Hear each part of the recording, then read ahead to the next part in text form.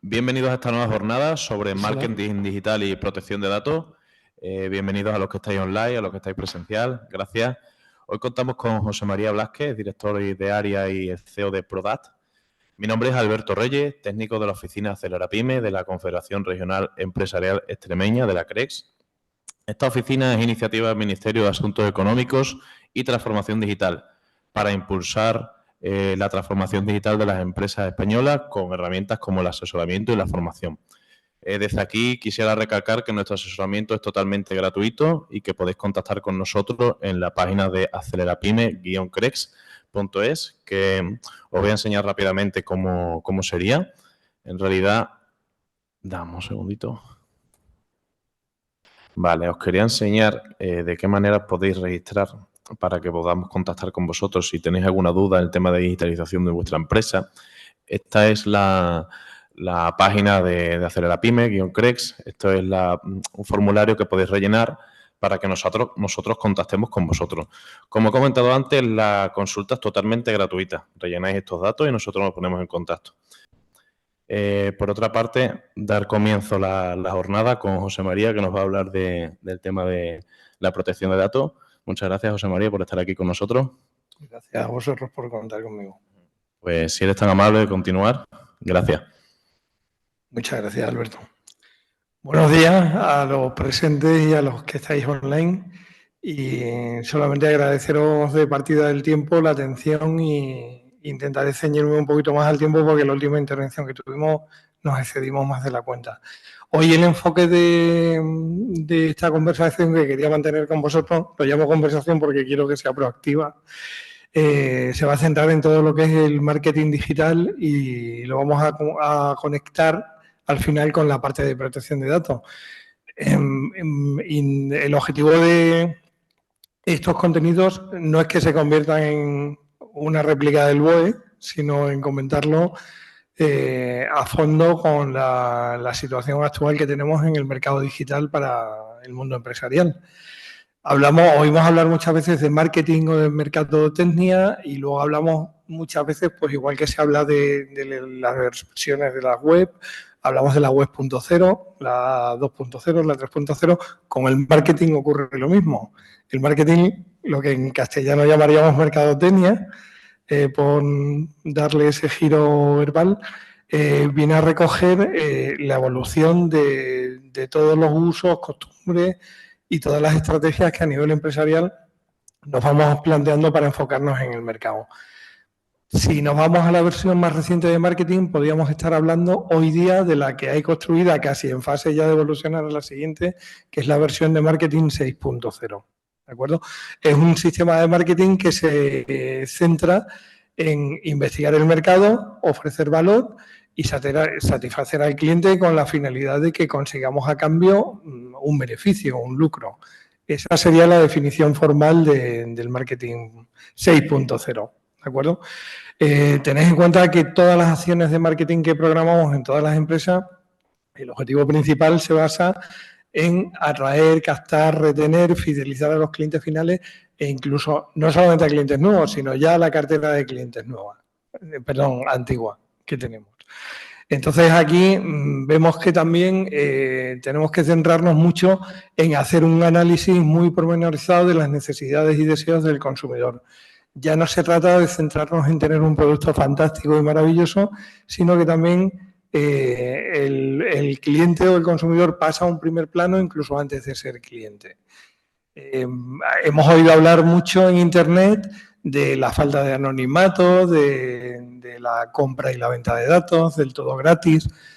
Siempre, bueno, en otras charlas lo hemos comentado, que tenemos que partir de la base de que cuando Internet algo es gratis, el producto somos nosotros. O sea, eso no es un dicho popular, es una realidad, ¿no? De hecho, además, no me voy lejos. No hace más de 2 o 3 semanas, casi todos al entrar en vuestro perfil de Instagram o en Facebook habréis notado un aviso donde la empresa os decía que si queríais mantener el perfil, que teníamos que pagar o suscribirnos o dar autorización para que sigan utilizando nuestros datos como hasta la fecha. Todo eso ha sido consecuencia de todos los millones que ha pagado Meta en sanciones a las distintas autoridades de protección de datos dentro de la Unión Europea. Aparte de que incluso en Norteamérica también se está recrudeciendo el tema de la privacidad, porque ya hay un montón de estados dentro de Estados Unidos que sí están legislando y están regulando sistemas de privacidad y concretamente para el tema de comercio electrónico en particular, ¿no? Entonces, bueno, es muy importante que no nos olvidemos de todos estos temas a la hora de acometer un proyecto o simplemente de diseñarnos el presupuesto nuestro anual, que nos hagamos nuestro pequeño plan de negocios donde sepamos que tenemos que aplicar una partida económica para publicidad y para marketing. Y si tenemos en cuenta los medios tradicionales, también tendremos que tener en cuenta los medios digitales. Vuelvo a lo mismo. Siempre recomendaremos que la empresa sea asesorada por un especialista en marketing digital. ¿Por qué? Porque luego, si no, muchas veces confiamos en que tenemos amistad con una empresa de informática y le encargamos directamente una web, pero antes de hacer la web no le decimos a la empresa de informática cuál es el objetivo de esa web, si va a ser para una tienda, si va a ser para un producto, para un servicio, cuál es el público objetivo al que lo vamos a enfocar. Tened en cuenta que toda la información personal que se recaba en Internet se realiza a través de lo que es lo que llamamos el traqueo o el traceo, ¿no? Y los análisis de lo que es el perfilado, donde todas las empresas hacemos análisis de los hábitos de consumo y de navegación de cada persona que pasa por nuestra tienda virtual o por nuestra página web. Entonces, ¿esas herramientas son ilegales? No, son completamente legales. Lo que es ilegal es el uso que se puede hacer con ello. Yo puedo tener en casa una navaja para la cocina, para pelar patatas, y eso es completamente legal.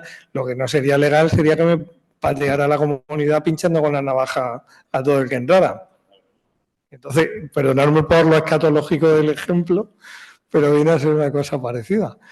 Entonces, ¿qué ocurre con el tema normativo? Bueno, pues incluso os lo digo porque igual que el marketing digital va evolucionando, aunque la normativa de protección de datos no se esté publicando todos los meses con novedades, la Agencia Española de Protección de Datos y las autoridades europeas de protección de datos, lo que se llama el Supervisor Europeo, lo que era el antiguo grupo de trabajo del artículo 29, cuando se basaba en la antigua Directiva Europea de Protección de Datos, sí elaboran documentos de trabajo con recomendaciones. Y concretamente, este verano, en julio, concretamente la Agencia de Protección de Datos publicó una nueva guía con recomendaciones para el uso de las cookies, de píxeles de seguimiento, estudios de fingerprinting, o sea, lo que es nuestra huella digital en Internet.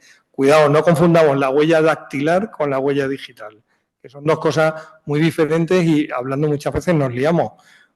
Por ejemplo, cuando yo entro a fichar en mi empresa, puedo fichar con la huella dactilar del dedo, ¿vale? La huella digital es la que vamos dejando muchas veces en Internet con nuestro smartphone, con el PC o con cualquier otro dispositivo. Incluso partís de la base de que esa huella no solamente la dejan los dispositivos, sino también las aplicaciones.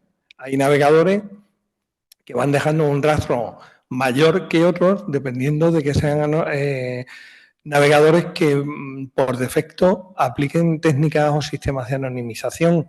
Ahí os pongo, por ejemplo, el famoso caso de un navegador que se llama Tor, T-H-O-R, ¿no?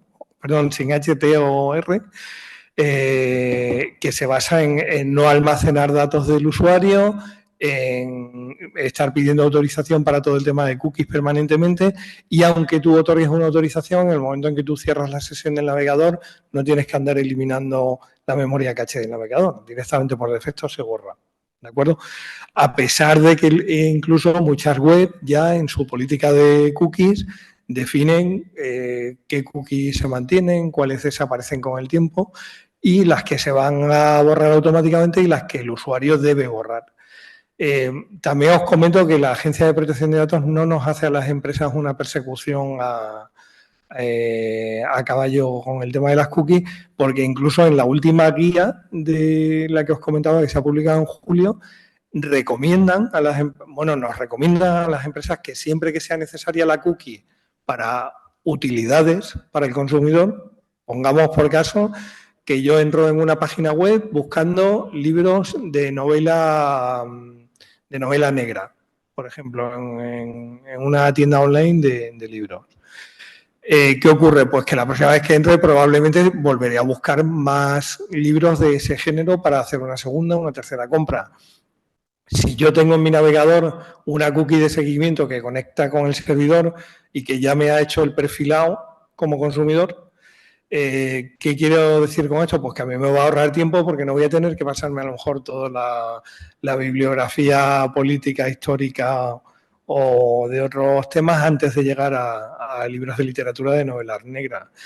¿Es un beneficio para el consumidor? Sí, pues incluso en estos casos la Agencia de Protección de Datos recomienda que apliquemos un plazo de en torno a 24 meses de conservación de esas cookies, que puede ser un poco chocante con el tema del borrado, del no almacenamiento. Claro, también la normativa nos pide que seamos transparentes. Vamos, lo digo porque a nivel normativo, todo lo que es el tema de protección de datos en marketing digital se centra en dos cuestiones, que son ser transparente y recabar correctamente los consentimientos. Ser transparente implica informar debidamente o informar correctamente. Y ahora, si nos paramos a pensar, yo os he puesto el caso de una tienda virtual, pero vamos a ver ahora, hablando de marketing, un montón de recursos que utilizamos. Hay muchas empresas que no los utilizan, unos por desconocimiento, otros porque no se los han ofrecido y otros porque no quieren complicarse la vida más allá de tener simplemente una tienda virtual o una web. Pero también, bueno, pues me parece un poco como si yo abro una tienda en una calle y pongo delante una lona para que no la vea nadie. No va a tener mucho sentido comercialmente hablando, ¿no? Entonces, en estos casos tenemos que aprovechar un montón de recursos que el marketing en sí nos ofrece. ¿De acuerdo? Hay un punto de no podemos olvidarnos nunca que todos estos recursos que vamos a utilizar, de los que vamos a ir hablando, el objetivo fundamental que tienen es hacer una segmentación. O sea, ir partiendo, estableciendo pequeños segmentos entre todos los datos que vamos a ir recabando con la finalidad de que nos vayamos creando pequeñas bases de datos que a nivel de empresa nos resulten útil y que al consumidor también le resulten útil. Esto último que os estoy diciendo es la filosofía del marketing 6.0. ¿De acuerdo? No es coger cuantos más datos mejor por si acaso. No. Es aplicando el principio de minimización de protección de datos, o sea, nos vamos a ceñir a recabar la información imprescindible. Dentro de la imprescindible, cuanto más clara sea, mejor, pero tenemos que partir de la base de que cuanto más transparentes seamos nosotros en el mercado, menos dificultad vamos a tener para recabar esos datos. Porque si yo a cualquiera que entra en mi web le empiezo a pedir datos antropométricos, no tendría mucho sentido si yo me dedico a vender libros. Entonces sería que fuera a lo mejor una tienda virtual de ropa de deporte, que eso ya sí tendría una coherencia, ¿no? Tenéis en cuenta que también la finalidad para la que se recaban los datos va de la mano dentro del principio de transparencia con la obligación que tenemos de cumplir con el deber de informar en los textos legales de todos los avisos que vamos cerrando para que no nos molesten para poder ver la página web, ¿no? Que siempre nos agotan y acabamos pulsando en aceptar en lugar de en configurar o rechazar. Yo sigo recomendando a todo el mundo siempre que pruebe primero a rechazar y si la página no se carga correctamente, que pruebe a tocar en configurar y luego en rechazar los proveedores que no le interesen que se comuniquen esas sesiones de datos. Simplemente es así, ¿no? Bien, ¿para qué vamos a hacer la segmentación de clientes? Aquí os pongo un pequeño índice de los temas que son candentes y que tienen un peso tremendo a nivel de todo lo que estamos hablando. Esa segmentación yo me había centrado en un ejemplo común y sencillo como puede ser, por ejemplo, una agencia de viajes, por poneros un caso. Entonces, no es lo mismo que yo enfoque mi oferta de servicios, por ejemplo, para clientes que puedan ser una familia con niños, que para viajeros solitarios, que para parejas que se van de luna de miel, adultos mayores, no sé, os hablo ahí de varios grupos. O sea, a lo mejor no tiene sentido que yo le pregunte a alguien si está casado o se va a ir de viaje de novio. O no tiene mucho sentido que yo en una agencia de viajes pregunte si viajo con niños. Aparentemente no puede no tener mucho sentido. Pero si yo lo fundamento en que tenemos una oferta específica para esos grupos, la cosa ya cambia porque yo estoy cumpliendo de forma fiel con el cliente, con el principio de transparencia y con el deber de informar que me recoge la normativa de protección de datos y con la normativa de comercio electrónico. O sea, tenéis en cuenta que ahí van de la mano Ley de Servicios de la Sociedad y la Información, que regula todo el ámbito del comercio electrónico, protección de datos, la directiva y se enlaza con todo el marco legal de las cookies y de la huella digital en Internet. O sea, todo esto en sí tiene más peso de lo que nos imaginamos. Yo lo que sí os invito y os animo es a que busquéis la guía de cookies 2023, porque además ahí la Agencia de Protección de Datos pone un montón de ejemplos que son de aplicación directa y además en términos coloquiales, sin verborrea jurídica ni técnica. O sea, llaman las cosas por su nombre. Cuando viene algún vocablo inglés que podemos considerarlo un palabra, nos lo define con mucha claridad y aporta recomendaciones de cómo salvarlo. O sea, no nos avisa, cuidado, que si no cumples esto, te van a caer no sé cuántos 1.000 euros de multa. No, lo que la agencia dice es que hay que cumplir con unos mínimos de transparencia y de cumplir con el deber de obtener el consentimiento y hacerlo de una forma visible, gráfica, cómoda, transparente, organizada y que luego nos permita a nosotros archivar esa información para poderlo gestionar de cara a que al consumidor le reporte un mejor rendimiento, que para nosotros va a ser mejor imagen en el mercado, en realidad. Entonces, os comentaba, por ejemplo, imaginaos un paquete que ofrece la agencia de viajes para familias que viajan con niños, donde no solamente se enfocan en el viaje, sino también visitas a parques temáticos, a zoológicos, a playas donde haya actividades lúdicas para niños, que lógicamente el enfoque del viaje va a ser completamente distinto a, por ejemplo, parejas que se van de luna de miel donde les ofrecen paquetes románticos en destinos así un poquito más exóticos. El plan de viaje es completamente diferente, es igual de noble y es igual de lícito, ¿de acuerdo? Pero el enfoque es completamente distinto. ¿Qué ocurre? Pues que si yo esta venta la hago de manera digital, voy a tener que recabar esos datos y en el momento en que yo empiezo a recabar datos es cuando nace la obligación de que yo empiece a informar al consumidor de qué datos voy a recabar, con qué finalidad, si se va a acceder a un tercero para algo, para qué, cuánto tiempo y si hay alguna responsabilidad añadida porque incluso estemos tratando los datos en un servidor fuera de la Unión Europea, que eso es otro tema que nadie contamos. Cuando el tema de crearnos en la aplicación de la tienda virtual o de la web, muchas veces contratamos aplicaciones, no voy a nombrar ahora ninguna porque tampoco vamos a crucificar a nadie, ¿no? Pero hay aplicaciones que las usamos para crear embudos de venta, las utilizamos, que vamos, marketing digital puro y duro en plan agresivo, ¿no? Pero respetuoso con el consumidor. Entonces, cuando nosotros utilizamos esas aplicaciones, hay algunas que ya están teniendo la delicadeza de preguntarnos, cuando nosotros nos registramos como empresa, si la empresa está domiciliada en el espacio económico europeo para que esos datos se almacenen en servidores en Europa.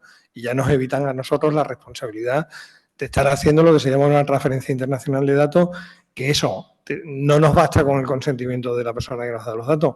Tiene que ser legal, tiene que haber o cláusulas corporativas vinculantes o se tiene que haber solicitado autorización a la Agencia de Protección de Datos.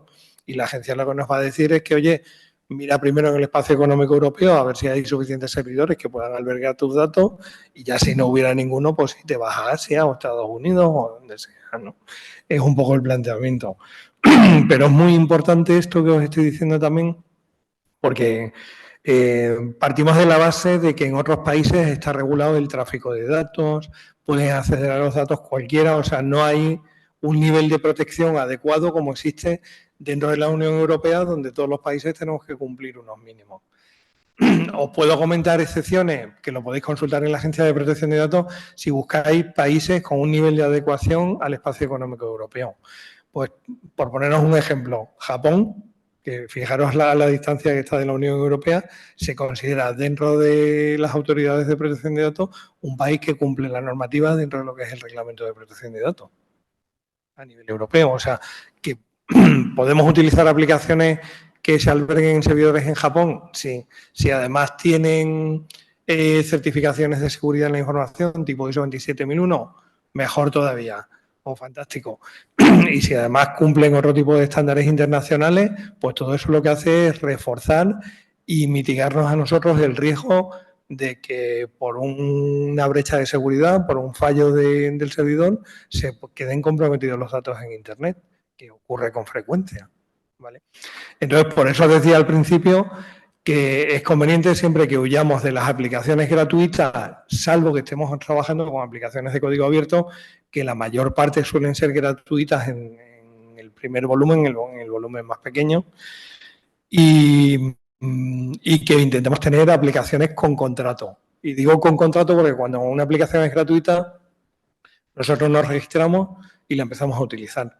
Pero nadie miramos el contrato de licencia de usuario final, la licencia de CLUF, que se llama, que es donde el fabricante del software o el servidor se lavan las manos y se desentienden de responsabilidades en el caso de que sea un usuario de uso gratuito, ¿vale?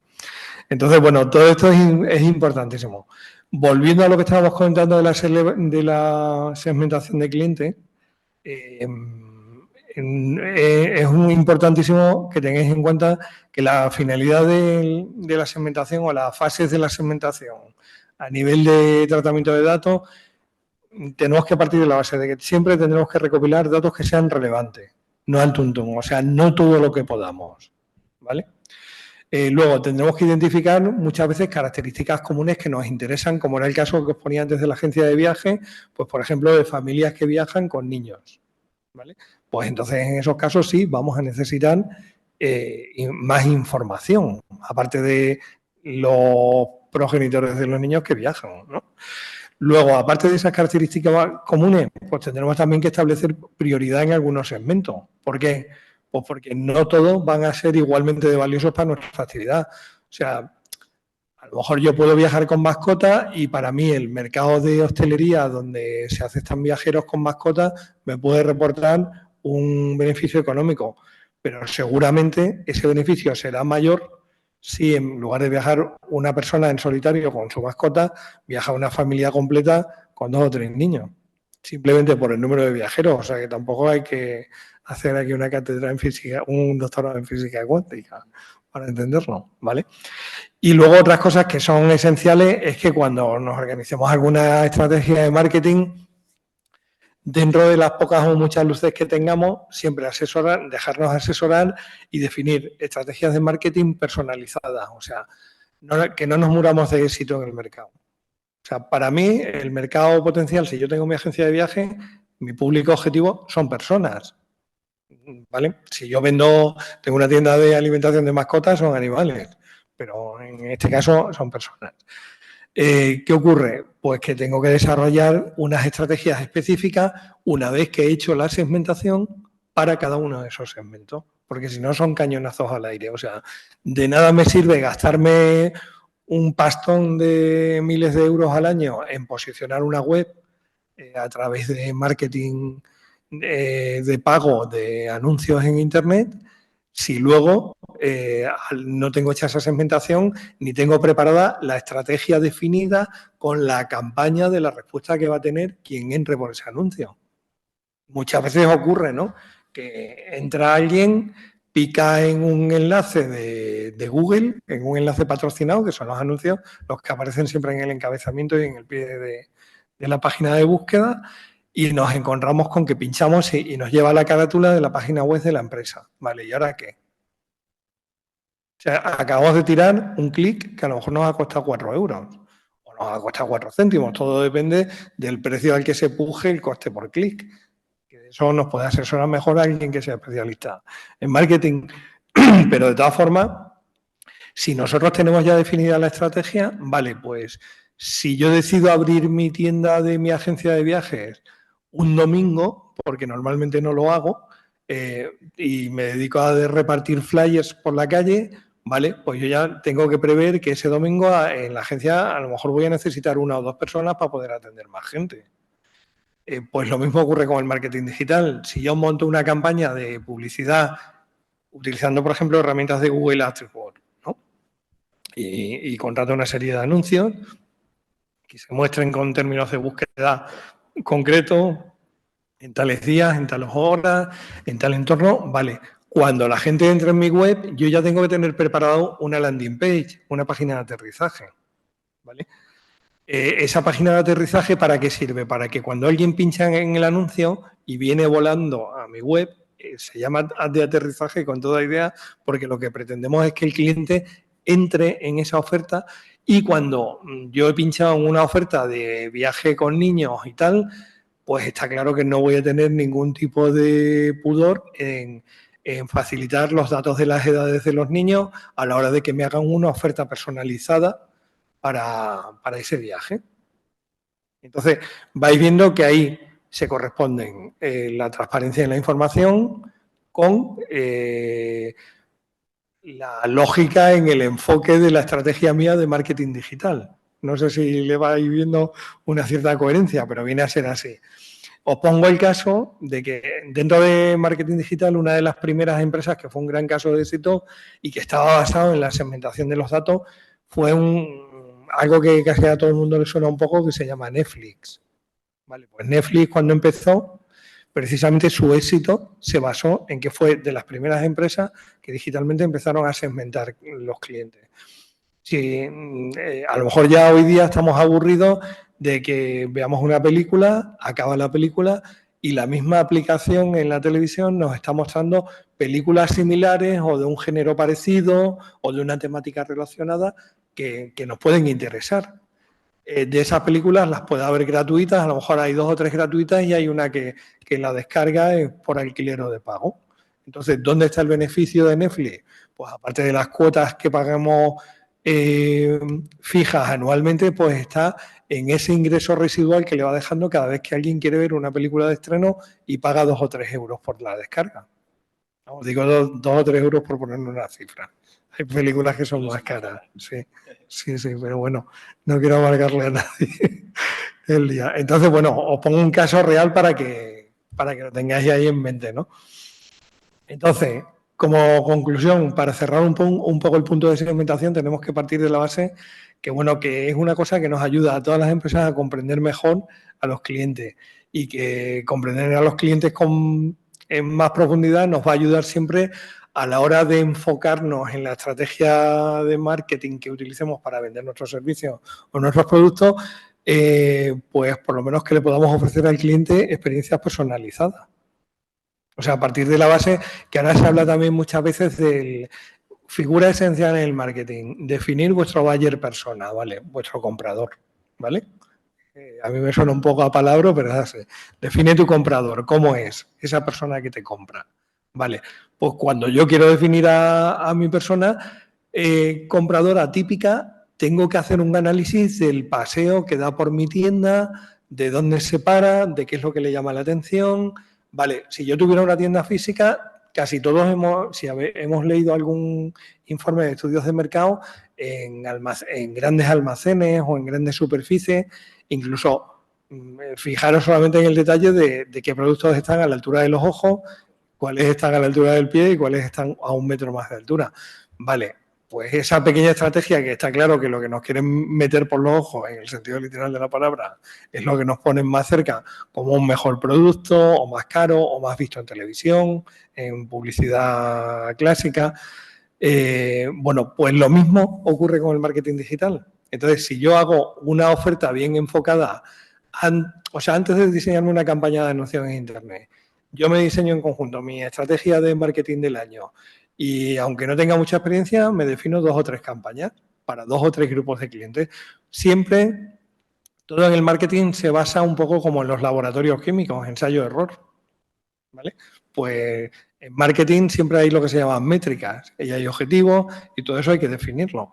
Hay algunos que tienen palabras muy complejos, ¿no? Como los CTA, los CTI, el KPI, bueno, que son objetivos, las llamadas a la acción, el coste por clic, no sé. Todas esas cosas que a lo mejor nosotros de partida no las entendemos, podemos pedirle a alguna empresa de marketing digital que nos ayude, que nos asesore y que nos aconseje antes de acabar de perfilar una campaña y antes de gastarnos el dinero. Y una vez que lo tengamos claro, lanzarnos con toda la caballería, ¿para qué? Para medir y ver el retorno. Que vemos que el retorno es productivo, fantástico. Ha sido un acierto. Vamos a seguir desarrollando un poco más esa estrategia y ahora la vamos a aplicar a otro segmento de clientes. Mantenemos la que ha pitado y aplicamos otra. Seguro que casi todos habéis oído hablar de una cosa que en Internet parece también un nombre raro que se llaman test AB, con la letra A mayúscula, una flecha y una B. Bueno, pues los test AB no son otra cosa que tener la suficiente agudeza o el ingenio de decir, vale, pues en mi estrategia de marketing voy a desarrollar una campaña de dos maneras distintas, una en modo A y otra en modo B. Yo elijo cómo la quiero hacer, o incluso la landing page o los bloques de anuncios que voy a utilizar. Pero, ¿qué ocurre con la B? Pues va a ser diferente. ¿Y qué vamos a hacer con eso? Vamos a medir cuál de las dos campañas tiene más, lo que llaman engagement, más agarre, más tirón, cuál genera más compromiso con el cliente. ¿Vale? Entonces, ¿para qué nos sirve tener esa doble campaña? ¿Para gastarnos el doble de dinero? No, sino para hacerlo a pequeña escala y medir el retorno que va teniendo esa campaña. En las dos recogemos datos personales. En las dos tendremos que cumplir con las obligaciones del principio de información y de transparencia. ¿Vale? Y ya os dije que no iba a ser una charla jurídica en el sentido literal del término, pero sí os cito las fuentes por si os lo queréis leer con detenimiento. La Agencia de Protección de Datos en la guía habla del tema de las cookies, que son esos archivitos que van recabando la información de la gente que navega por la web y bueno, lo menciona de manera muy concreta, las clasifica por tipo, por quién las envía, por el tiempo que se conservan. Entonces, vale, nos podemos leer en la guía todas esas particularidades de las cookies, pero siempre pienso que es más fácil que cuando encarguemos a alguna empresa profesional de informática o de marketing que nos diseñe una campaña y que nos haga una web o una tienda virtual, tenemos que partir de la base que igual que en una tienda virtual podemos subir y bajar productos o servicios, las cookies las podemos diseñar y rediseñar y volverlas a diseñar, igual que un anuncio en un buscador o un anuncio en las redes sociales. Da igual que hablemos de Instagram, de Facebook o incluso en YouTube, ¿vale? Tenéis que tener en cuenta también que, por ejemplo, si ocurre en muchas tiendas que además de las imágenes del producto, cargan un pequeño vídeo para hacer una imagen en 3 dimensiones del producto que sea. Bien sea una playa paradisíaca, si hablamos de la agencia de viaje, o una vista en 360 grados de la habitación de un hotel para acabar de enamorarnos, ¿no? O, no sé, un zapato, por ejemplo, que le demos un giro de 360 grados para ver la puntera, el tacón, el empeine, cómo es la entrada, la altura que tiene y todo lo demás. Vale, pues todas esas pequeñas técnicas que vamos a aplicar en nuestra tienda virtual implican que vamos a utilizar a lo mejor herramientas de YouTube. Al utilizar herramientas de YouTube, ¿qué ocurre? Que estamos indirectamente pasando datos de nuestra web a los servidores de YouTube. ¿Que hay que pedir consentimiento? Depende. En teoría, en principio, pues como mínimo hay que cumplir con el deber de informar. O sea, hay que informar que sí existe una cookie que pasa datos de nuestra página web a YouTube, ¿vale? Igual que si utilizamos aplicaciones de Facebook, de Meta o de Instagram. Hay que informar siempre de eso. Que no podemos cargar una página web con 700 avisos legales. Imaginaros que tenemos 30 campañas abiertas en el año, que abrimos solamente 2 al mes y que hacemos 30 al año. Y que cada campaña nos generan 20.000 avisos. Vale, pues los avisos también se pueden programar para que, haciendo el perfilado de la persona de una forma legal a través de su dirección IP o de la cookie de su navegador, podamos ofrecerle la información sin que sea repetitiva, pero sí que sea útil para el cliente. Y los avisos legales, en realidad, precisamente una cosa en la que insistió muchísimo la Agencia de Protección de Datos en esta última guía era el que no seamos burros, y perdonadme la expresión, ¿vale? Y que utilizamos los avisos legales por capas, que podemos hacer estratos. O sea, yo puedo poner un aviso legal de una línea, que la gente lo lee. Una línea la gente la lee, ¿vale? Ya cuando metemos una manta de texto, la cosa cambia. O cuando tapamos toda la página web con un aviso legal, la gente no lo lee. Intenta quitarlo de medio como sea. Comiendo, pinchando en el botón que sea, le da igual, el caso es quitarlo. Entonces, los avisos legales se pueden meter por capa y dentro de esa línea de la primera capa del aviso legal, yo en el texto puedo insertar un hipervínculo que me derive al aviso legal, por ejemplo, con los términos y condiciones de la tienda. ¿Por qué puede necesitar esto alguien? Pues imaginaros a alguien que hace una compra, pararos a pensar que habéis comprado eso, una reserva de un hotel, un vuelo, un calzado deportivo y tenéis necesidad de devolverlo porque no es vuestro número, el hotel porque vais a cambiar la fecha del viaje o con el vuelo lo mismo. Tendréis que saber qué condiciones generales tiene la compra-venta esa. O sea, todos tenemos que saber, porque la empresa está obligada a cumplir con el principio de transparencia, tiene que informarnos de si hay gastos o no hay gastos, cuánto tiempo se tarda en generar la devolución, si los gastos de reembolso los paga el cliente o los asume la empresa. Esas son normas que no hay una obligación específica de que la asuma o uno o otro. Cada empresa pone sus normas y luego los clientes las aceptamos o no. ¿Vale?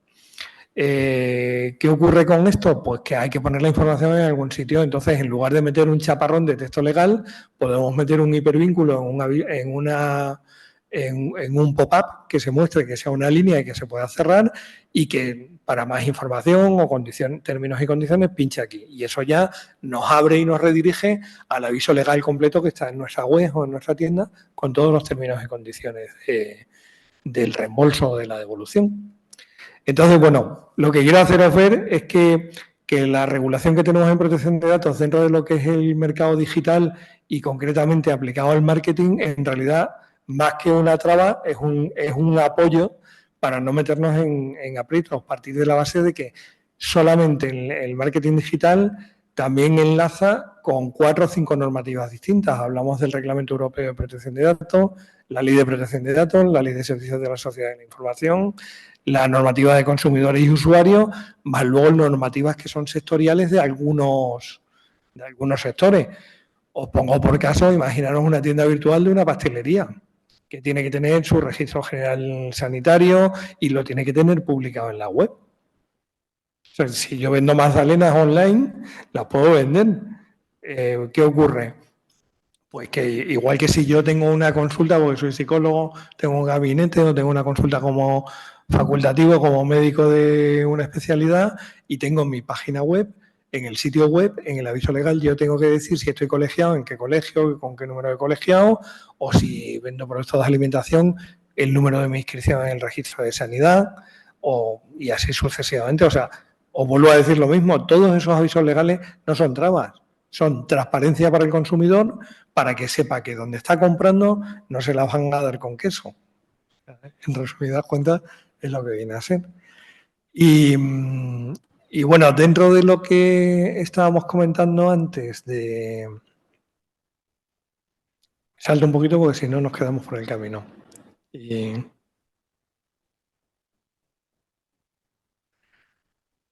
Dame un segundo el mando. Bueno, ahí os dejo una frase un poco catatónica de Brian Tracy y de Bob Hoy acerca de la competencia y del enfoque en cuidar a los clientes, ¿no?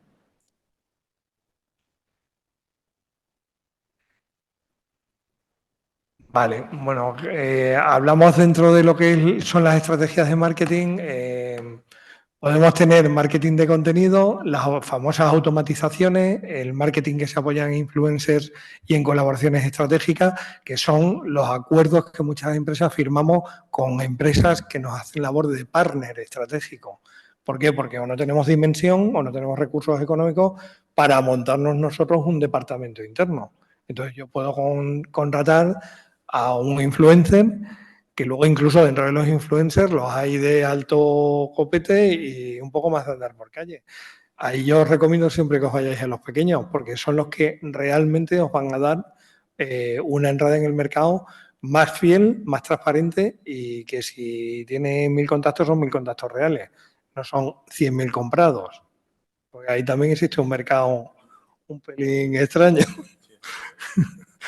Entonces, dentro del marketing, a la hora de elegir nuestro partner, siempre tenemos que ser prudentes y tenemos que saber con quién nos vinculamos, porque va a ser un poco la imagen de nuestra organización, ¿no? Me salto un poquito más porque hay cosas ya que las llevamos comentadas. Dentro de lo que es la parte del marketing de automatización, aquí os anoto algo acerca de nutrir los contactos, que es el nurturing the leads. Dicho en español, sería alimentar a todos los contactos que nos entran a través de la publicidad de las redes sociales o de nuestra página web. ¿Cómo se alimenta? Pues se alimenta con un marketing de contenido de alta calidad, con ofertas o con mensajes que no sean genéricos, que sean particularizados. Si quiero ofrecer mi producto o mi servicio, permitirme recurrir otra vez al caso de la agencia de viajes para un sector específico, no va a ser el mismo mensaje que yo voy a mandar si esa persona se ha registrado en mi web y se ha suscrito a mi boletín y yo le envío semanalmente una oferta de productos y servicios o un artículo de un viaje a una zona rústica preciosa. ¿Qué ocurre? Pues que si yo le hago publicidad particularizada con arreglo a su perfil, pues lógicamente yo a la familia con niños le puedo mandar información de Disney World, de los parques de atracciones de toda España y de parte de Europa, que probablemente el que viaje solo con la mascota ni le va ni le viene, le apetecerá más irse a zonas más de otro estilo y le apetecerá una oferta más acorde a sus particularidades, a su forma de ser, ¿no? Eso nos pasa a todo el mundo, ¿no? Si yo no utilizo zapatos de tacón, de poco me sirve que me lleguen todas las semanas 30 anuncios de zapatos de tacón, no me los compraré en la vida. Y es un desperdicio, a lo mejor en una campaña de envío masivo de correo electrónico, que encima a lo mejor estamos pagando, aunque sea céntimos por cada correo, tenéis que tener en cuenta que estamos desperdiciando el dinero, es como si estuviéramos tirando euros por la ventana, ¿vale? Entonces, con el tema del enfoque de las campañas hay que ser concienzudo a la hora de enfocarlo al máximo, ¿no? Y con el tema de la segmentación, basándonos en la segmentación. Y luego hay recursos automáticos que son los chatbots, que son los famosos muñequitos que nos aparecen al pie de página. Estamos en línea, ¿quiere usted que le conteste algo? Y no estamos hablando con una persona, estamos hablando con un programa que ya trae, pues como si cargáramos las preguntas más frecuentes que tenemos, que nos hace todo el mundo, pues por lo menos para poder atender disipar esas primeras dudas que solemos tener, ¿vale? Con relación a las respuestas automatizadas, ahí hablamos de, antes os lo he mencionado, los embudos de venta y la creación de canales, dentro de los embudos de distintas etapas. Todos sabemos lo que es un embudo, que lo utilizamos para evitar que se desperdicie algo que estamos, en el caso habitual, en el caso clásico, un líquido que estamos derramando. Imaginaros que estamos rellenando un bote de colonia y es una colonia súper cara. Pues si queremos aprovechar el bote, ahora que encima se están poniendo muy de moda los envases rellenables por temas de reciclaje, por ser respetuosos con el medio ambiente, vale, pues el embudo, ¿para qué lo utilizamos? Para que no caiga ni una gota afuera, o sea, que todo lo que está en la botella grandota entre en nuestro bote de relleno chiquitito hasta la última gota. Bien, pues aplicar marketing digital, un embudo tiene esa finalidad, tiene una capa amplia arriba, donde si lo llenamos hasta arriba se derramaría, otra capa en medio de gente que le interesa y la capa final, que es la gente que realmente entra a comprar. Y la gente que cuando entra a comprar podemos utilizar técnicas de respuesta automatizada que muchos de vosotros estoy seguro que habéis oído hablar de lo que es el upselling y el downselling, o sea, una venta de algo más económico o una venta de algo más cara acompañando. Os pongo un ejemplo. Vuelvo al caso de la agencia de viajes. A mí me venden para mi familia y para mis niños un viaje a Disney World con todo lo que conlleva. Y cuando ya lo hemos contratado, de paso, van y me venden a mitad de precio un equipo de ropa de deporte para ir más cómodo, porque el sitio donde vamos a estar tiene unas temperaturas de 60 grados en verano, por deciros una barbaridad, ¿vale? Bien, ¿qué ocurre? Yo ya he comprado los billetes del viaje, está incluida la oferta con el alojamiento y a partir de ese momento estoy empezando a recibir una venta a la baja, un downselling de algo que es mucho más económico que el viaje, que a lo mejor son 60 euros más. Ya estamos sensibilizados de que hemos delegado la confianza nuestra en esa tienda, pues oye, por 60 euros más a nadie les cueste, venga, gastamos 60 euros más y compramos esos equipos de ropa más fresquita para movernos por allí. Y si tenemos bien programada ese embudo de ventas con ese canal de respuesta automática, después incluso hay tiendas en las que son tan osados de hacernos una oferta al alza, de decir, oye, puedes cambiar tu viaje por un viaje mejor en el que en lugar de estar 2 días, si te quedas una semana, en lugar de pagar el doble, pagas solamente un 30% más y, claro, y ya eso te queda hecho polvo, ¿no? Porque no sabes ahí, pero esto es una tomadura de pelo o un timo, ¿no? Esas son técnicas de venta de servicios complementarios. Pararos a pensar cuando nos hemos ido a comprar un seguro, a contratar un seguro a una agencia de seguros o un coche y nos han vendido las alfombrillas, el radiocassette, las llantas de aluminio o en un seguro hemos ido con idea de comprar el seguro obligatorio y al final salimos con un seguro de alto riesgo y además contratamos el seguro de hogar y un seguro de vida y otro para el perro. ¿Cuántas veces nos ocurre eso? Pues eso es cada vez que la persona que nos lo está vendiendo, no solamente porque sea buen vendedor, sino porque además la empresa tiene diseñada una estrategia correcta de marketing digital, porque todo esto que os estoy contando se puede hacer con respuestas automáticas.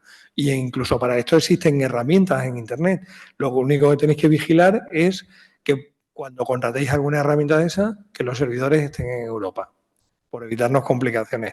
Hoy día se volvió a renovar el acuerdo con las autoridades de Estados Unidos para poder hacer estos contratos de servicios con empresas estadounidenses. O sea, a día de hoy eso sí está en vigor, se puede hacer. Ahora, ¿cuál es el problema en el que nos podemos ver metidos si nosotros activamos una aplicación que va a ser el baúl nuestro de datos, o sea, nuestro almacén de información de la empresa? Pues nos ponemos en... Hombre, yo os lo digo porque yo como empresario no me arriesgaría a depositar toda mi cartera de clientes en manos de un tercero que por H o por B hay un cambio normativo, se rompe un acuerdo internacional y me quedo a pata y me he quedado a pata. O sea, es que he perdido mi negocio. O sea, pararos a pensar un poco, bueno, lo que por desgracia ha sucedido entre Europa y Rusia, de bloqueos que han ido haciendo a raíz de todas las locuras de la guerra, ¿no? Pues imaginaros lo mismo, no hace falta que haya una guerra, o sea, aquí estamos hablando de convenios internacionales, que son temas normativos y diplomáticos, ¿no?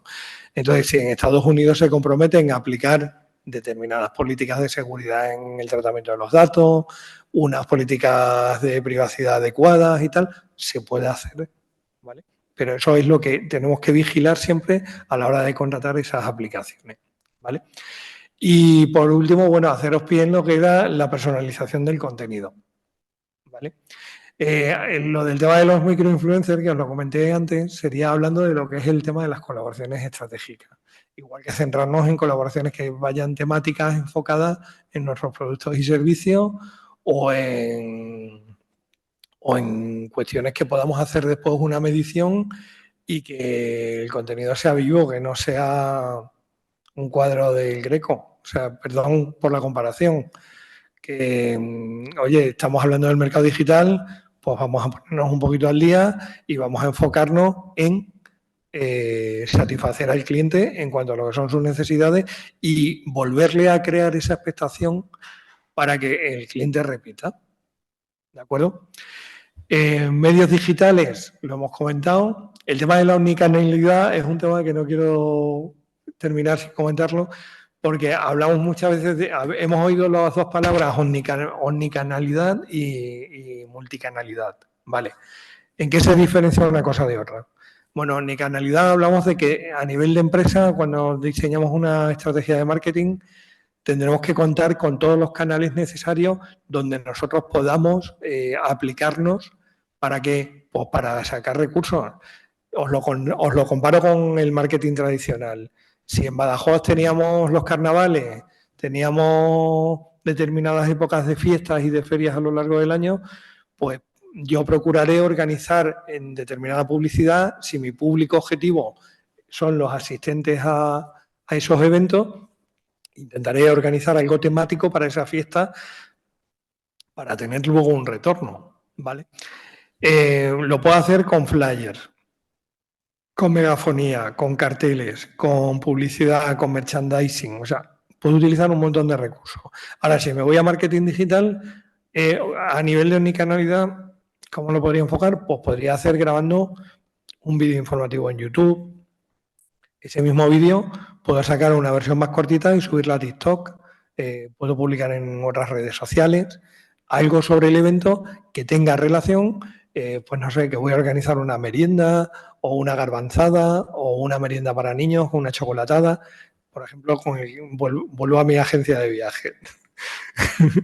Entonces, puedo decir, oye, pues mira, en los carnavales, antes del entierro de la sardina, hay una chocolatada solo para niños entre tal y tal edad, que vengan acompañados de algún adulto, y dura tanto tiempo y cuesta tanto, y a los que entren encima se les regala un vale de descuento para que si luego contratan a lo largo del año con nosotros, pues les salga con un 30% de descuento, por ponernos un supuesto.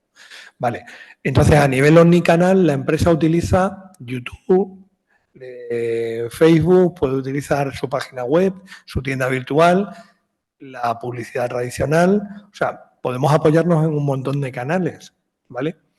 Eso sería centrarnos en omnicanalidad. Y multicanalidad sería cuando todavía somos un pelín más avispados y conseguimos entrelazarlo de tal manera que alguien que ve nuestro vídeo en YouTube, a mí me queda un registro y encima cuando acaba el vídeo le sale el anuncio de pinche aquí y le redirigimos para registrarse. Entonces ya estamos aprovechando el gasto de la publicidad en YouTube para rentabilizarlo con un registro de datos de alguien que quiera acudir a esa chocolatada, que lógicamente a mí me va a suponer luego una merma de ingresos porque le voy a dar un vale de descuento al niño por si sus padres contratan algo en la agencia. Pero a mí a cambio me ha dado los datos del niño porque quiere ir el niño a la chocolatada y a lo mejor el niño no tenía intención de ir, pero un amigo suyo le apetece ir. O que ocurre muchas veces, ¿no? Con grupos. Entonces, no sé si creo que ha quedado claro la diferenciación entre una cosa y otra. Sé que os estoy dando explicaciones así un poco muy básicas, pero prefiero que lo entendamos todos, ¿no?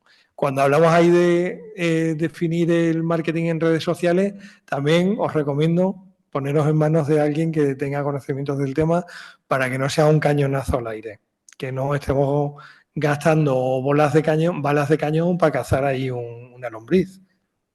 O sea, que lo hagamos enfocado, ¿vale?